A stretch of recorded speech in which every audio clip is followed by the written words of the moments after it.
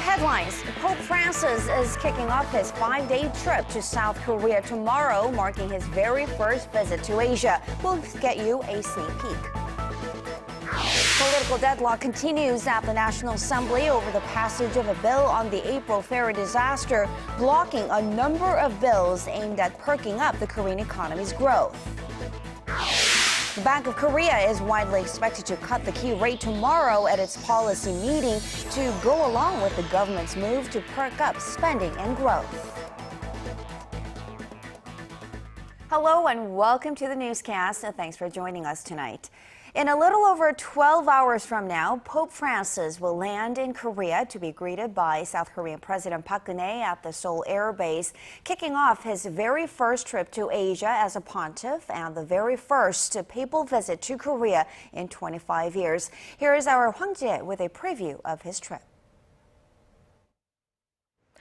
Pope Francis won't be wasting any time upon his arrival in Korea on Thursday morning. After a short welcoming ceremony, he will head to the presidential office and meet President Park Geun-hye. On Friday, the Pope will head to Daejeon to lead a mass at the city's World Cup stadium. There, he will console bereaved families and victims of April's Sewol-ho ferry disaster. On Saturday morning, the Pope will visit Seosomun Martyrs Shrine, where the largest number of Catholics were executed in the 19th century. After paying respect at the shrine, he will parade through Gwanghamun Square to beatify 124 Korean martyrs. Beatification is a declaration by the Pope as the head of the church that the deceased faithfully lived a holy life and are now dwelling in heaven. And it's no coincidence that the ceremony is taking place in the heart of Seoul, where the Justice Ministry was located around 200 years ago. The Pope starts from where the martyrs lived their final moments and goes back to where they were declared sinners to beatify them. He is correcting the past and trying to heal the history of the persecution of Catholics. On Sunday, he will lead a concluding mass for the 6th Asian Youth Day at Hemi Fortress, located in the nation's southwest region. Around 2,000 young Catholics from 23 different Asian countries and some 4,000 young Korean Catholics will take part. On the morning of his last day in Korea, the Pope will hold a mass for peace and reconciliation at Seoul's Myeongdong Cathedral. Many expect the Pope to convey a message of hope and healing to those who are poor and marginalized, as his visit also includes meeting with the victims of Japan's wartime sexual slavery, laid-off workers from Korea's Sangyong Motor, and a trip to a rehabilitation center called 꽃동네. The Pope will fly back to Rome next Monday afternoon. Hwang Ji, Arirang News. Korea's two main rival parties are still haggling over a special bill that's supposed to get to the bottom of what caused the April ferry disaster and who's to blame for it. Our National Assembly correspondent Ji Myung-gil says prospects for a quick resolution aren't looking bright. Rival parties are wrangling over whether to give an inquiry panel prosecutorial powers during its investigation into the Sewol ferry disaster. The opposition party and the families of the victims are insisting they be given that authority, arguing that the panel will not be able to root out the causes without it. With the ferry bill in limbo, a number of other bills related to stimulating the economy are pending. I'm speechless. What are we getting out of this political deadlock? What's the essence of democracy? What are we going to say to our future generations? Our party has been trying to offer leadership to the parliament. I've tried to break the impasse and have done my best to cooperate. The government is trying to speed up its drive to boost the economy with a set of stimulus measures, including tax code revisions that are intended to induce money to flow from businesses to households in the form of investment, salary hikes, and dividend payouts. President Park Geun-hye is known to have instructed her aides to cooperate with Parliament to ensure the passage of a set of bills aimed at rooting out corruption and fostering service sector industries to create jobs. But with the rival parties at loggerheads, the new economic team may have no choice but to wait. If the political discord continues, the ruling party may find it much more difficult to pass urgent bills, while the opposition party could be facing yet another leadership crisis. Kim Young-kim, Arirang News. Today, the Presidential Office of Cheong Wa-dae released a book on the Park Geun-hye administration's national security policies. This comes on the heels of Seoul's unexpected proposal for high-level talks with Pyongyang. Hwang Sung-hee has more. South Korea offered up more carrots to North Korea on Wednesday, saying the two Koreas could discuss the establishment of a so-called peace regime when the time is right. In a book outlining President Park Geun-hye's national security policies, the Presidential National Security Office stressed the need for inter-Korean military dialogue to build trust and reduce the chances of potential clashes. The so-called peace regime is widely being viewed as a potential peace treaty to replace the armistice accord that brought fighting in the Korean War to a halt. That would work in North Korea's favor, which has repeatedly claimed that a peace treaty was necessary for ending what it called U.S. hostilities and for the ultimate denuclearization of the Korean peninsula. South Korea said, however, Pyongyang must take responsible steps for its torpedo attack on the South Korean warship Cheonan in 2010 and the shelling of a South Korean border island in 2011.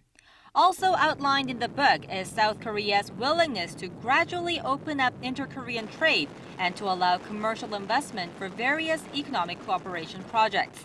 In other words, Seoul hinted at a readiness to ease economic sanctions on the North, depending on Pyongyang's change in attitude. This comes 2 days after South Korea made a surprise proposal to North Korea to hold high-level talks next week. A response has yet to be given, but for now, the ball remains in North Korea's court over shifting the tone on the Korean peninsula. Hwang Sung-hee, Arirang News. The need for culture reform within South Korea's military is becoming a very urgent issue. Just this week, 3 soldiers have committed suicide. Our Shin Se-min reports on this tragic trend in Korea's national service and the military's response. An Army Private First Class, previously identified as a soldier who required extra attention, committed suicide by shooting himself in the head during a live fire exercise on Tuesday. 1 day earlier, 2 Army corporals were found dead together in an apartment suicide while on furlough. Both were also classified as soldiers who needed extra supervision as they had exhibited suicidal tendencies in personality testing. In their suicide notes, the 2, whose names are being withheld from the media, said they had been abused in their barracks, with one of them writing he even wanted to kill one of his superiors. These are the latest in a series of tragedies involving enlisted soldiers in recent weeks, all after experiencing physical and mental abuse, often at the hands of their seniors. According to the military data, over 820 soldiers have taken their own lives since 2004. 47 of those cases have taken place this year. The Defense Ministry and new Army Chief Kim Yo-han have vowed to address the problem and reform military culture. They've promised a renewed focus on counseling and programs on suicide prevention and anti-bullying. But they'll need to fund their efforts.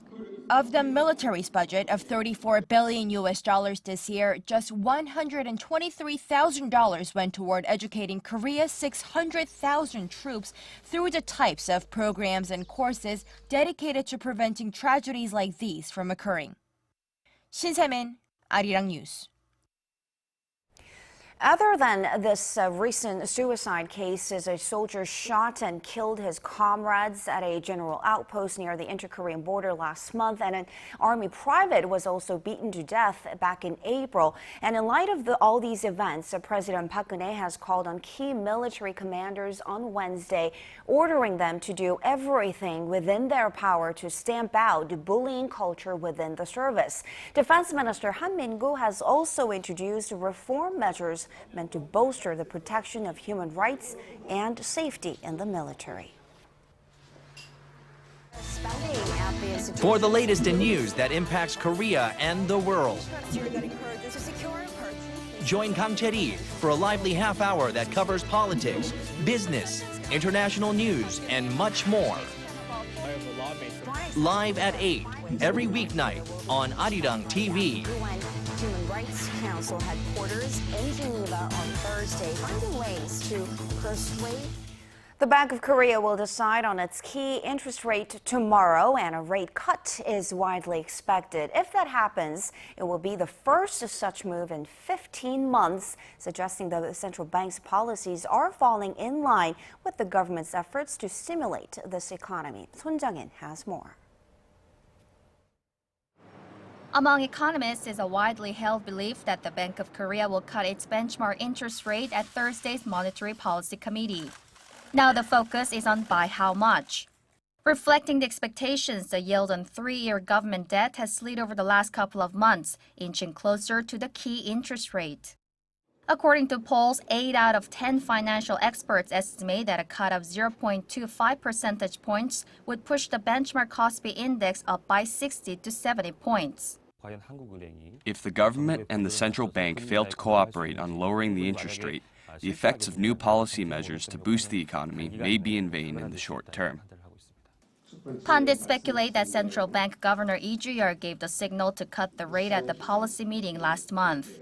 However, there are concerns that a rate cut may not be as effective as many anticipate, and that it won't help to address swelling household debt, which has now surpassed $1 trillion.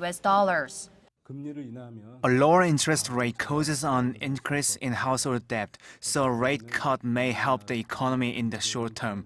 But there are potential risk factors that could lead to more household debt in the future. That puts the Bank of Korea in a tough spot. Another rate freeze will almost certainly trigger criticism over not working in step with market policy, while an interest rate cut without offering clear reasoning may mean lost trust from the public over the abrupt decision. Son Jang-in, Arirang News.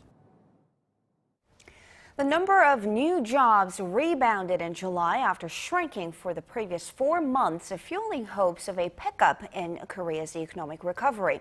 Statistics Korea says on-year job growth topped 500,000 in July from less than 400,000 the month before. Employment improved in the manufacturing, retail, and construction sectors in particular. The jobless rate, however, also inched up to 3.4% in July. Young job seekers are still facing tough conditions, with the jobless rate among those aged between 15 and 29 standing at 9%. A new study shows 60% of Koreans these days feel as though they're still struggling to keep pace with their neighbors in terms of their social and economic status. Our Kim Min-ji takes a look at what's making them feel so unstable. 6 out of every 10 Koreans say they feel insecure about their socioeconomic status. In a survey conducted by the Korea Institute for Health and Social Affairs on 1,000 people, 60% of respondents said they felt unstable. Half of them said they felt quite unstable, 22% generally unstable, and 8% very unstable. Just 1% of those who responded said they felt very stable about their socioeconomic state. Then what is it making Koreans feel so unsteady? Insufficient income topped the list, followed by job insecurity, a growing distrust in society, a lack of government support, and health issues. As for everyday concerns, the respondents cited reasons ranging from their jobs and what they'll do post-retirement to education, health, and safety. The feelings of socioeconomic insecurity aren't unwarranted. While the income of two-person households in urban areas has risen 16% over the last 5 years, household spending has far outpaced it. As a result of increased spending on housing and education, the number of low and middle-income households in debt has risen, with nearly 70% now having to pay off interest and principal. As of 2012, about 60% of households had an average debt of about $60,000. Kim Min-ji, Arirang News. Shares of AMORE Pacific, Korea's leading cosmetics company, have been skyrocketing in recent months. Market research provider Tibber.com says stock prices closed at a record high of over $2,000 in trading on Wednesday. The value has more than doubled since the end of last year and makes AMORE Pacific the third most expensive stock on the Kospi now. The growth has been very good news, not just for the company, but also for its chairman, Seo Kyung-bae. His stock valuation has doubled in just over 7 months to about $5.6 billion. This translates into an average daily gain of roughly $13 million. Seo is Korea's third wealthiest man now in terms of stock holdings after Samsung chairman Lee Gun-hee and Hyundai Motor Group chairman Chung Mong-gu.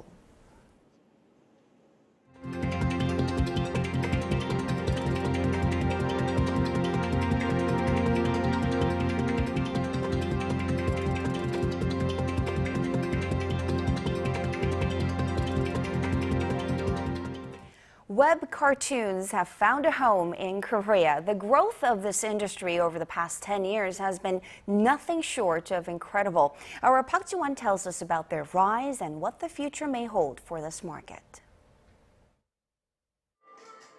35-year-old artist Kim Pung publishes a weekly webtoon on a major portal website in Korea.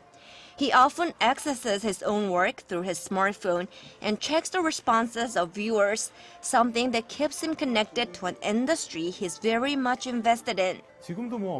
I see a great potential in the industry. Nowadays, public perception about webtoons has improved greatly, and we see many cases of webtoons being adapted into different genres of art or becoming the source of other products. I see the future of webtoons in a rosy light. Since debuting in 2003, Kim has witnessed the growth of the webtoon industry in Korea. Back then, we didn't even have the word webtoon. We called them internet cartoons. It was an infancy period. The history of web cartoons in Korea dates back about 10 years now. Back in late 1990s and early 2000s, so-called internet cartoons were mainly composed of personal anecdotes or were short comic strips. The webtoon market began growing in 2003 when Daum, a major Korean portal website, started to provide webtoon portal services. Naver, another major portal site, jumped in 2005, triggering a webtoon boom here. Webtoons then began delving into all sorts of genres like action and thrillers and began to involve more serious, large-scale plots. By 2010, webtoons began a source of story banks for other genres. Nearly 50 webtoons produced in 2012 and some 40 webtoons produced last year have been adapted into films, dramas, and even character licensing contracts. As of 2014, webtoons began providing translated contents to the global market through a diverse set of platforms, such as Naver's global instant messenger program Line, to meet a wider audience outside of Korea. Park Ji-won, Arirang News.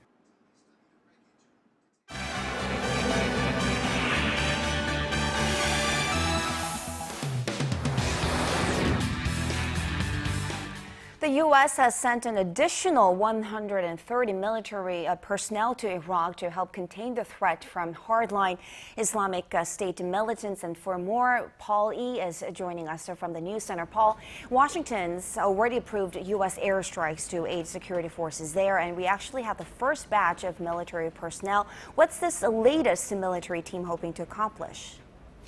Well, U.S. Secretary of Defense Chuck Hagel, who recommended the operation, say they will solely act as military advisors to the Iraqi government forces, clearly stating they will not engage in combat.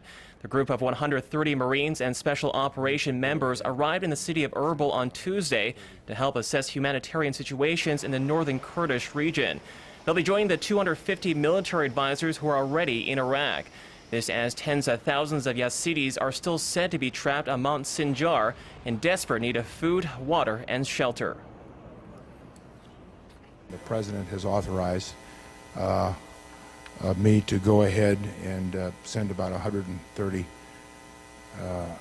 new assessment team members up to northern Iraq in the Erbil area to take a closer look and give a more in-depth assessment.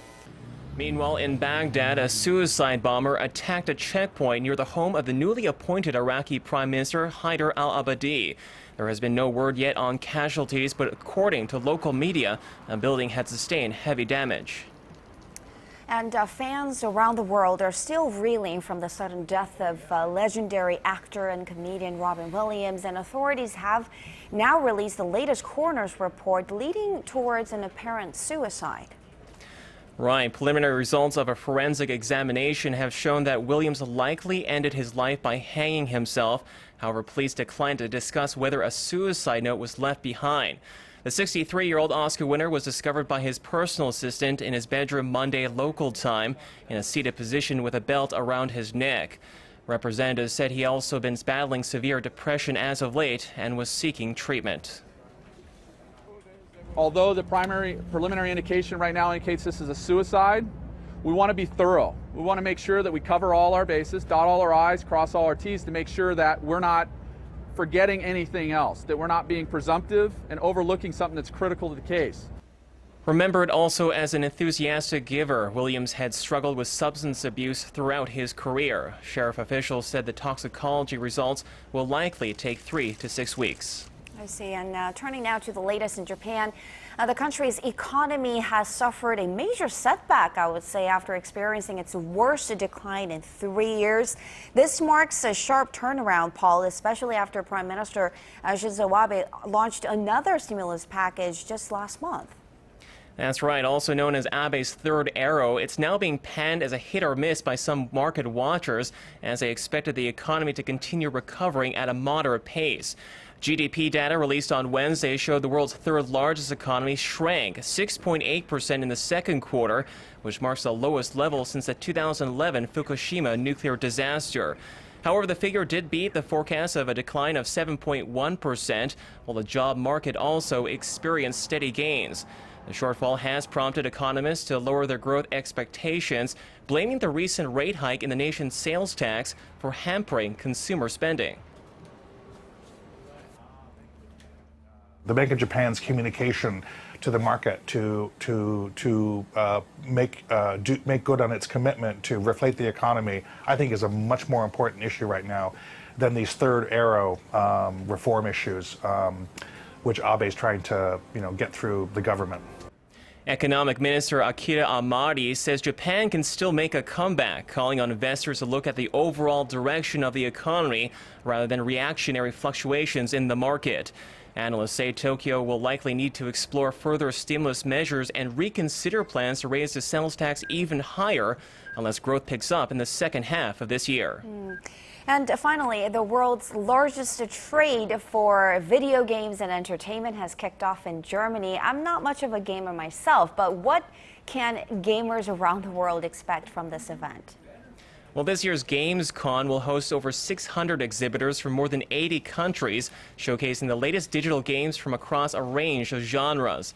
The Interactive Games Expo kicked off on Thursday in the German city of Cologne for its 6th annual run, with the 5-day event expected to draw over 340,000 visitors. Fans will get a chance to see hundreds of world premieres and take part in hands-on previews of the newest titles from popular franchises such as Call of Duty and Halo. Halo is set in a rich and deep universe, filled with stories and characters. It's a universe that encourages exploration in our games, our novels, our comics, our live action. Microsoft and Sony were the first to battle it out on the showroom floor as both companies are trying to lure consumers to their next-gen consoles. Sony's PlayStation 4 is currently ahead in terms of worldwide sales, but the Xbox One is expected to push back as it launches in 29 more countries over the next few weeks. Chetty? All right, thank you very much for those stories, Paul, and we'll see you back here in just about 2 hours.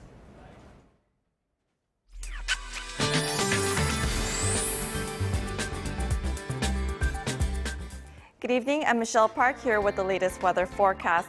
sporadic showers in Seoul today have cleared for now, leaving behind cloudy skies and ultrafine dust in the air. But similar conditions are expected for tomorrow, along with some cooler temperatures. Now, more rain will fall tonight, starting in the southern regions, lasting until Friday, with up to 60 millimeters in Jeju Island and Gyeongsang-namdo Province, and 10 to 40 in south of mainland, and 5 to 20 in the upper regions. But by Saturday, showers will taper off and give way to mild conditions just in time for the beatification ceremony at Gwanghwamun Plaza. Now going over to our temperature readings. Seoul will top out the Thursday morning at 22 before reaching up to 27 in the afternoon. Meanwhile, the southern cities such as Daegu and Busan will top out at 24 and 25 degrees. Now moving over to other regions, Jeju Island tops over to 26, while Dokdo hits 23, while Mount Kumgang tops to 25. Well, that's all for now. Michelle Park, and back to you, Teddy. Thank you, Michelle. And that will do it for this edition of Arirang News at 8. Thanks for watching.